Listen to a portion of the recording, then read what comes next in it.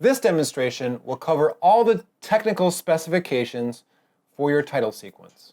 To show you this, I've downloaded someone else's complete title sequence, Nadia's from last semester. But your title sequence will have all of your layers on it. So I don't want you just to download a video and export that and call it a day. I want you to make your own title sequence. I'm using Nadia's as an example of how to set up the composition, how to adjust the sound, and how to export properly using a black frame. So let's get started. The first thing I want to do is make sure that my composition is the right setting. So if I go to composition settings, you can see that my composition is 1920 by 1080, square pixels, 30 frames a second. Your duration is going to vary, and I've deliberately set this one a little long so I could always trim it at the end. Everyone will want to add some sound, music, sound effects, and the easiest way to do that is to search on YouTube. So for this one, I'm going to download the Walking Dead song for this title sequence, for this demonstration. And I used a downloader called 4K Video Downloader. It's free, it's relatively ad-free, and it's pretty non-invasive. So I've found it pretty easy to use. And all you have to do is copy the URL of the video, open up the software, and you just paste it here with the green button, and it downloads an MP3. So when I did that, it asked me which one I want to choose. I'm going to choose the highest quality version I can. And then you press extract. I'm also going to make sure that I save it into my project folder. So right now it's sitting on the desktop. I'm just going to drag it into that folder. In After Effects, I'm going to import that sound by going to File, Import, File. I'm going to find it and select it. I've already got a composition, so I don't need to create a new composition, so I'm going to make sure that that box is unchecked, and I'll press Open. Now I can slide this into my composition. So if I play this,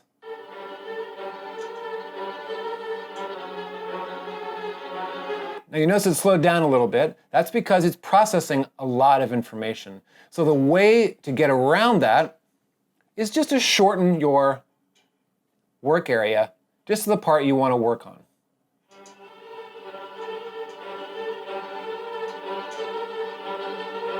You could also reduce the resolution of how you're previewing it. It doesn't affect the output quality, just how much RAM is required to actually play back your footage and sound.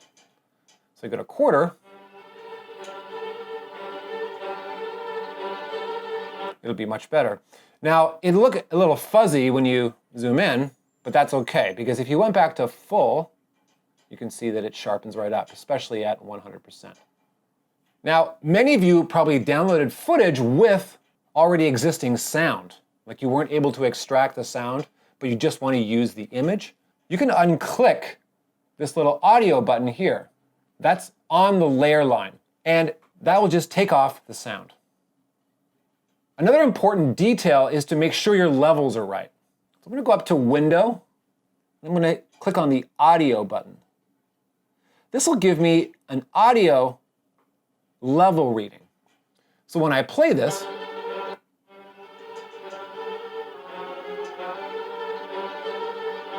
you can see that it is not peaking out. It's not red, and that's important.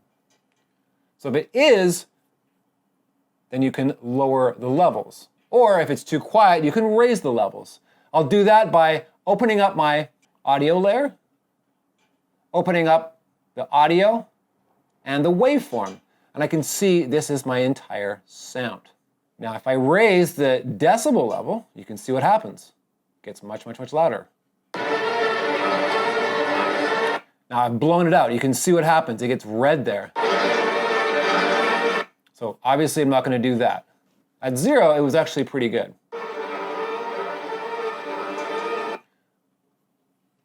But this is where you set your audio levels so you're not peaking out.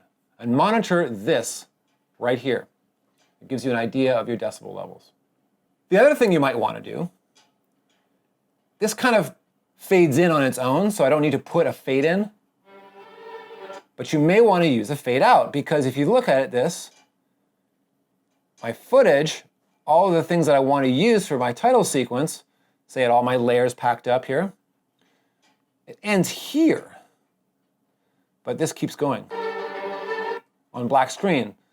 Not ideal. So I'm going to zoom in on that part.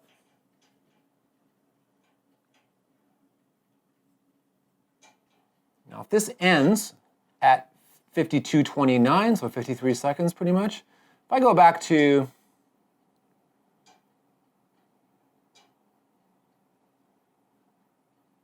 say 51, I put a stopwatch for a keyframe, I can just fade this out over time.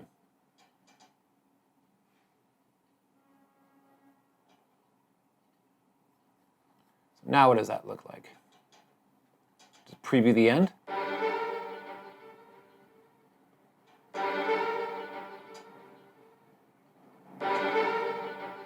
Pretty good. So now I've adjusted my levels, created my fades if necessary, and I do want to export this, although this is quite long. So what I'm going to do here is trim this down to the comp area. But I'm going to make sure that I end on a black frame.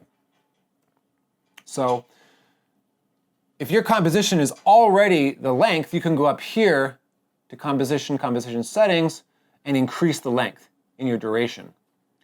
Mine's already too long, so what I'll do, I'll just look into here and advance my cursor just so it's ending on a black frame.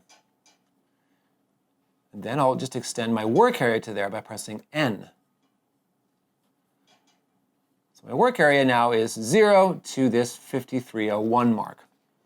And if I right click or control click on a Mac on the bar, the work area bar, I can actually trim comp to work area. And there it is. I'm ready to export.